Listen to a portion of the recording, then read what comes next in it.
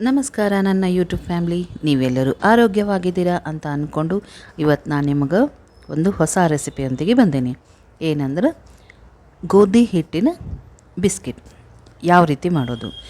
ಹೆಚ್ಚು ಎಣ್ಣೆ ಕುಡಿಯೋಂಗಿಲ್ಲ, super and ಟೇಸ್ಟಿಯಾಗಿರ್ತದೆ. 1 ತಿಂಗಳ ತನಕ ಸ್ಟೋರ್ ಮಾಡಿಡ್ಬೋದು.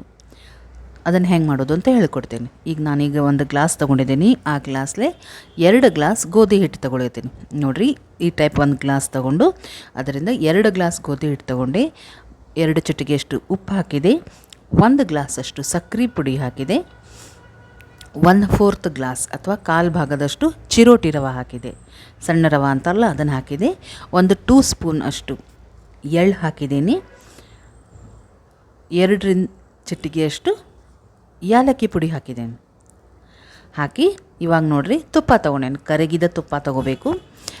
ತುಪ್ಪ ಹಾಕಬೇಕು. ಇದಕ್ಕೆ ಎಷ್ಟು ಹಾಕಬೇಕು ಅಂದ್ರೆ ಕನ್ಸಿಸ್ಟೆನ್ಸಿ ನೋಡಿರಿ, ನೀವು ವಿಡಿಯೋ ನೋಡ್ತಾ ಹೋಗ್ರಿ ಗೊತ್ತಾಗ್ತದೆ. 2 ಗ್ಲಾಸ್ ನಾನು ಗೋಧಿ ಹಿಟ್ಟು ತೊಗೊಂಡಿದ್ದೀನಲ್ಲ, ಕಾಲು ಭಾಗದಷ್ಟು ತುಪ್ಪ ಹಾಕ್ತೇನೆ. 1/4 ಭಾಗದಷ್ಟು ತುಪ್ಪ ಹಾಕಬೇಕು. ಅಥವಾ ಅಳತೆ ಅಂದ್ರೆ ಈ ರೀತಿ ಕಲಿಸ್ತಾ ಹೋಗಬೇಕು. ತುಪ್ಪ ಹಾಕಿ ಕಲಿಸ್ತಾ ಹೋಗಬೇಕು. ಚೆನ್ನಾಗಿ ನಾದದಂಗೆ ಕಲಿಸ್ಬೇಕು. ನಾವು ಯಾವ ರೀತಿ ನಾದತ್ತೀವಲ್ಲ ಆ ಟೈಪ್ ಕಲಿಸ್ತಾ ಹೋಗಬೇಕು. ತುಪ್ಪ ಹಾಕಿ ಅದು ಮುಟ್ಟಿಗೆ ಆಗಬೇಕು, ಮುಷ್ಟಿ ಆಗಬೇಕು. ನಾವು ತುಪ್ಪ ಹಾಕಿ ಕಲಸೋ ಮುಂದೆ ಅದು ಮುಷ್ಟಿ ಆಗಬೇಕು. ಅಂದರೆ ನಾವು ಮುಂದೆ ಅದಕ್ಕೆ ನೀರು ಹಾಕಿ ನಾವು ಹಿಟ್ಟನ್ನು ಕಲಿಸ್ಕೊಳ್ಳೋಣ ಅಂತ. ಅದ್ರ ಮೇಲೆ ಅಳತೆ ಗೊತ್ತಾಗಬೇಕಂದ್ರೆ 2 ಗ್ಲಾಸಿಗೆ ಕಾಲು ಭಾಗದಷ್ಟು ತುಪ್ಪ ಹಾಕಬೇಕು. ನೋಡಿರಿ, ಕಲಿಸಿದಾಗ ಮುಷ್ಟಿ ಆಗಬೇಕು ಕೈ ಒಳಗೆ. ಆ ರೀತಿ ಆಗೋ ತನಕ ನಾವು ತುಪ್ಪ ಹಾಕಿ ಕಲಿಸೋದು. ಆಮೇಲೆ ನೀರು ಹಾಕಿ ಚೆನ್ನಾಗಿ ಕಲಿಸ್ಬೇಕು. ಹದ ಹೇಗಿರಬೇಕಂದ್ರೆ ಗೋಧಿ ಹಿಟ್ಟಿನ ಹದ. ಗೋಧಿ ಹಿಟ್ಟು ನಾವು ಚಪಾತಿ ಕಲಿಸ್ತೀವಲ್ಲ, ಹಿಟ್ಟು ಕಲಸೋ ಮುಂದೆ, ಕಣಕ ಕಲಸೋ ಮುಂದೆ ಹಂಗಿರಬೇಕು. ಬಹಳ ಗಟ್ಟಿ ಇರಬಾರ್ದು, ಸ್ವಲ್ಪ ಮೆತ್ತಗಿರಬೇಕು. ನಾವು ಚಪಾತಿ ಮಾಡಲಿಕ್ಕೆ ಯಾವ ರೀತಿ ಕಲಿಸ್ಕೋತೀವಲ್ಲ ಹಾಗೆ. ಯಾಕಂದರೆ ಇದು ಒಂದು ಅರ್ಧ ತಾಸು ನಾವು ನೆನೆಲಿಕ್ಕೆ ಬಿಡಬೇಕಾಗ್ತದೆ. ಈ ಹಿಟ್ಟು ಕಲಸಿದ ಮೇಲೆ ಚೆಂದಾಗಿ ನೋಡಿರಿ ಹೆಂಗೆ ನಾದ್ಲಿಕತ್ತೀನಿ ಅಂತ ನಾದಿ ಕಲಿಸ್ಬೇಕಾಗ್ತದೆ. ಈ ರೀತಿ ಕಲಿಸೋ ಮುಂದೆ ನಮಗೆ ತುಪ್ಪ ಕೈಗೆ ಹತ್ತುತ್ತದೆ. ಅಂದ್ರೆ ಕನ್ಸಿಸ್ಟೆನ್ಸಿ ತುಪ್ಪದ್ದು ಕರೆಕ್ಟ್ ಆಗ್ಯದ ಅಂತ ಅರ್ಥ. ಈ ರೀತಿ ನಾದಿ ಕಲಿಸ್ತಾ ಹೋದ್ರೆ ನಿಮಗೆ ತುಪ್ಪ ಬಿಡ್ತದಲ್ಲ, ಅಂದ್ರೆ ಕರೆಕ್ಟ್ ಆಗಿರ್ತದೆ. ಆಮೇಲೆ ನೋಡಿರಿ, ಅರ್ಧ ತಾಸು ಬಿಟ್ಬಿಟ್ಟೆ ನಾನು ಅದನ್ನು ಕಲಸಿ. ಆವಾಗ ಮೆತ್ತಗಿತ್ತು. ಈಗ ನೋಡಿರಿ, ಅರ್ಧ ತಾಸು ಆದಮೇಲೆ ಗಟ್ಟಿಯಾಗ್ಯದ. ನಮಗೆ ಯಾವ ರೀತಿ ಕನ್ಸಿಸ್ಟೆನ್ಸಿ ಬೇಕಾಗಿತ್ತು ಹಂಗೆ ಸಿಕ್ಕ್ಯದ. ಈಗ ಇದನ್ನು ಒಂದ್ಸಲ ಚೆನ್ನಾಗಿ ನಾದ್ಕೊಂಬಿಡೋಣ. ಈಗ ನಾದ್ಕೊಳ್ಳೋ ಮುಂದೆ ನೋಡಿರಿ, ಕೆಳಗೆ ತುಪ್ಪದ ಅಂಶ ಬಿಡ್ತದೆ. ಅಂದ್ರೆ ಇದು ರೆಡಿ ಆಗ್ಯದ ನಮ್ಗೆ ಈಗ ಮಾಡಲಿಕ್ಕೆ ಅಂತ. ಇದು ಸೂಪರಾಗಿ ಮಾಡೋದು. ಆಮೇಲೆ ಈಸಿಯಾಗಿ ಮಾಡ್ಬೋದು. ಅದನ್ನು ಹೆಚ್ಚಿನ ನಮಗೆ ಕೆಲಸ ಇಲ್ಲ, ಕರಿಯೋದೊಂದೇ ಕೆಲಸ ಇದ್ರೊಳಗೆ. ನಾನು ನಿಮಗೆ ತೋರಿಸುವ ಎಲ್ಲ ವೀಡಿಯೋಗಳು ಆದಷ್ಟು ಸುಲಭವಾಗಿ ಮಾಡುವಂಗೆ ಇರ್ತಾವೆ. ನೋಡಿರಿ, ಈಗ ಇದನ್ನು ಯಾವ ರೀತಿ ನಾನು ರೋಲ್ ಮಾಡ್ಕೊಳಿಕತ್ತೀನಿ ಅಂತ. ಅದನ್ನು 4 ಭಾಗ ಮಾಡಿಟ್ಕೊಂಡೆ. 4 ಭಾಗ ಮಾಡಿಕೊಂಡು 1 ಭಾಗ ತೊಗೊಂಡು ಈ ರೀತಿ ಕಟ್ ಮಾಡ್ತಿದ್ದೇನೆ ಚಾಕು ತೊಗೊಂಡು. ನೀಟಾಗಿ ರೋಲ್ ಮಾಡ್ಕೋಬೇಕು. ಅದನ್ನು ಮಾಡಿಕೊಂಡು ಈ ರೀತಿ ಕಟ್ ಮಾಡಿಟ್ಕೊಳ್ಳೋದು. ನೋಡಿರಿ ಶೇಪ್ ಯಾವ ರೀತಿ ಇಟ್ಟಿದ್ದೀನಿ ಅಂತ.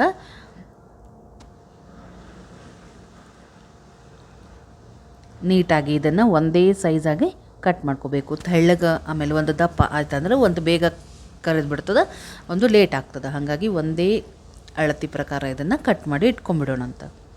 ಈಗ ಇದನ್ನು ಒಂದು ಪ್ಲೇಟ್ ಒಳಗೆ ನೀಟಾಗಿ ಹೊಂದಿಸಿಟ್ಕೊಳ್ಳೋಣ. ಇದ್ರದ್ದು ಶೇಪ್ ಹೆಂಗಿರ್ತದೆ ಅಂದರೆ ಟೋಸ್ಟ್ ಸಿಗ್ತಾವಲ್ಲ ನಮಗೆ ಮಾರ್ಕೆಟ್ನಾಗ, ಆ ಟೈಪ್ ಶೇಪ್ ಮಾಡಿ ಇಟ್ಕೊಂಡೆ ನಾನು. ಇದನ್ನು ಲಟ್ಟಿಸ್ಬೇಕಂತಿಲ್ಲ ಅಥವಾ ರೋಲ್ ಮಾಡಿ ಶೇಪ್ ಕೊಡಬೇಕಂತಿಲ್ಲ. ಸುಲಭವಾಗಿ ಇದನ್ನು ನಾವು ರೆಡಿ ಮಾಡ್ಕೊಳ್ಬೋದು. ಕರೀಲಿಕ್ಕೆ ಮಾತ್ರ ಒಂದು ಸ್ವಲ್ಪ ಟೈಮ್ ಹಿಡಿತದೆ. ಸ್ವಲ್ಪ ಹೊತ್ತು ಅಂದರೆ ಒಂದು 5 ನಿಮಿಷ ಬೇಕಾಗ್ತದೆ ಅಷ್ಟೇ. ಸಣ್ಣ ಉರಿ ಒಳಗಿಟ್ಟೆ ಇದನ್ನು ನಾವು ಕರಿಬೇಕು. ಆಮೇಲೆ ಭಾಳ ತೆಳ್ಳಗೆ ಮಾಡ್ಕೋಬಾರ್ದು. ಇದನ್ನು ಒಂದು ಸ್ವಲ್ಪ ದಪ್ಪ ಇರಬೇಕು. ನೋಡಿರಿ, ನಾನು ಯಾವ ರೀತಿ ಕನ್ಸಿಸ್ಟೆನ್ಸಿ ಮಾಡಿ ಇಟ್ಕೊಂಡೇನೆ ಅಂತಂದು. ಈ ರೀತಿ ನಾವು ಪ್ಲೇಟ್ ಒಳಗೆಲ್ಲ ಹೊಂದಿಸಿಟ್ಕೊಳ್ಳೋಣ ಅಂತ. ಈಗ ಕರೀಲಿಕ್ಕೆ ಶುರು ಮಾಡೋಂಥ. ಎಣ್ಣೆ ಚೆನ್ನಾಗಿ ಕಾದಿರಬೇಕು, ಆವಾಗ ಇದನ್ನು ಹಾಕಬೇಕು. ಸಣ್ಣ ಉರಿ ಒಳಗಿಟ್ಟೆ ಮಾಡಬೇಕು. ಯಾಕಂದರೆ ಇದು ದಪ್ಪ ಇರ್ತದಲ್ಲ, ಒಳಗಿನ ತನಕ ಬೇಯಬೇಕಂದ್ರೆ ಸಣ್ಣ ಉರಿ ಒಳಗಿಟ್ಟೆ ಇದನ್ನು ಕರಿಬೇಕಾಗ್ತದೆ. ಹಾಕಿದ ಕೂಡಲೇ ಇದನ್ನು ಮುಟ್ಲಿಕ್ಕೆ ಹೋಗಬೇಡ್ರಿ. ಒಂದು 2 ನಿಮಿಷ 3 ನಿಮಿಷ ಬಿಟ್ಬಿಡ್ರಿ. ಕಲರ್ ಚೇಂಜ್ ಆಗ್ತದೆ. ಯಾಕಂದರೆ ಗೋಧಿ ಹಿಟ್ಟಿಂದ ಇರ್ತದಲ್ಲ, ಕಲರ್ ಚೇಂಜ್ ಆಗ್ತದೆ. ಒಂದು ಸ್ವಲ್ಪ ಬ್ರೌನ್ ಆಯ್ತಂದ್ರೆ ಮುಂದೆ ನೋಡಿರಿ ನಾನು ಯಾವ ರೀತಿ ಇದನ್ನು ಫಸ್ಟ್ ಅಳಗಾಡಿಸ್ತೇನೆ. ಯಾಕಂದ್ರೆ ಕೆಳಗೆ ಬುಟ್ಟಿಗೆ ಅಂಟ್ಕೊಂಡ್ಬಿಟ್ಟಿರ್ತದಲ್ಲ ಅದು, ಹೀಗಾಗಿ ಚೆನ್ನಾಗಿ ಅಳಗಾಡಿಸ್ತೀನಿ. ಆಮೇಲೆ ಇದನ್ನು ಹೊಳಿಸ್ತೇನೆ. ಒಂದು ಮೈ ಆಗಿರ್ತದೆ, ಇನ್ನೊಂದು ಮೈ ಆಗಲಿ ಅಂಥೇಳಿ ಇಡ್ತೇನೆ. ನೋಡಿರಿ, ನೀವು ಬೇಕಾದ್ರೆ ಇದರೊಳಗೆ ಗಸಗಸಿ ಕೂಡ ಹಾಕ್ಬೋದು, ಟೇಸ್ಟಿಯಾಗಿ ಆಗ್ತದೆ. ನೋಡಿರಿ ಈಗ ಒಂದು ಬ್ಯಾಚ್ ರೆಡಿ ಆಯಿತು. ಆಮೇಲೆ ಬಿಸಿ ಇದ್ದಾಗ ಇದು ಮೆತ್ತಗೆ ಇರ್ತದೆ. ಸೊ ಆಗೇದೋ ಇಲ್ಲೋ ಅಂಥೇಳಿ ನೀವು ಅಂದ್ಕೊಳ್ಳೋದು ಬೇಡ, ಆಗಿರ್ತದೆ. ಕಲರ್ ನೋಡಿರಿ ಯಾವ ರೀತಿ ಬಂದದಂತ. ಆರಿದ ಮೇಲೆ ಇದು ಕ್ರಿಸ್ಪಿಯಾಗಿ ಸೂಪರಾದ ನಿಮಗೆ ಬಿಸ್ಕಿಟ್ ರೆಡಿ ಆಗ್ತದೆ, ಗೋಧಿ ಹಿಟ್ಟಿನ ಬಿಸ್ಕಿಟ್. ನಾನೀಗ ಸಕ್ಕರೆ ಹಾಕೇನಲ್ಲ, ಈ ಜಾಗಕ್ಕೆ ನೀವು ಬೆಲ್ಲ ಕೂಡ ಕರಗಿಸಿ ಹಾಕ್ಬೋದು. ಆ ಹೊತ್ತಿಗೆ ನೀರು ಹಾಕ್ಲಿಕ್ಕೆ ಹೋಗಬೇಡ್ರಿ, ಕರಗಿಸ್ಲಿಕ್ಕೆ ಏನು ನೀರು ಹಾಕಿರ್ತಿಲ್ಲ ಅದೇ ಕನ್ಸಿಸ್ಟೆನ್ಸಿ ನಿಮಗೆ ಸರಿ ಸಿಗ್ತದೆ.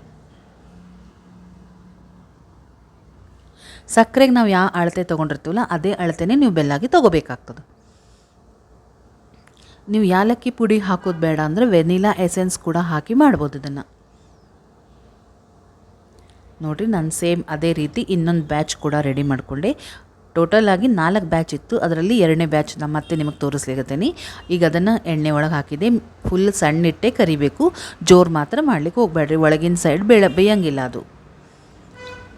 ಹಿಂಗೆ ನೋಡಿರಿ ಸೂಪರ್ ಆ್ಯಂಡ್ ಟೇಸ್ಟಿಯಾಗಿರುವಂಥ ನಿಮಗೆ ಬಿಸ್ಕಿಟ್ ಸಿಕ್ಬಿಡ್ತದೆ. ಕಲರ್ ನೋಡಿರಿ ಎಷ್ಟು ಚೆನ್ನಾಗಿ ಬಂದದಂತ.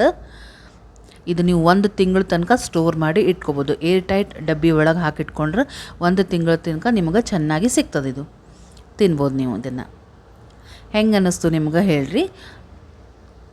ಲೈಕ್ ಮಾಡಿರಿ, ಶೇರ್ ಮಾಡಿರಿ, ಸಬ್ಸ್ಕ್ರೈಬ್ ಮಾಡಿರಿ. ಆಮೇಲೆ ಥ್ಯಾಂಕ್ ಯು ಸೋ ಮಚ್. ನೀವು ಕಮೆಂಟ್ ಬರೀಲಿಗತ್ತೀರಿ, ಕಮೆಂಟ್ ಬರೀರಿ ಅಂದರೆ ನನಗೆ ಖುಷಿ ಆಗ್ತದೆ. ಮತ್ತು ನಾನು ನಿಮ್ಗೆ ಹೊಸ ಹೊಸ ಅಡುಗೆಗಳನ್ನು ತರಲಿಕ್ಕೆ ಪ್ರಯತ್ನ ಮಾಡ್ತೀನಿ. ನೋಡಿರಿ ಕಲರ್ ಎಷ್ಟು ಸೂಪರಾಗಿ ಬಂದದಂತ. ಮತ್ತು ನಾನು ನಿಮಗೆ ಹೊಸ ವೀಡಿಯೋ ಒಂದಿಗೆ ಸಿಗ್ತೀನಂತೆ. ನಮಸ್ಕಾರ.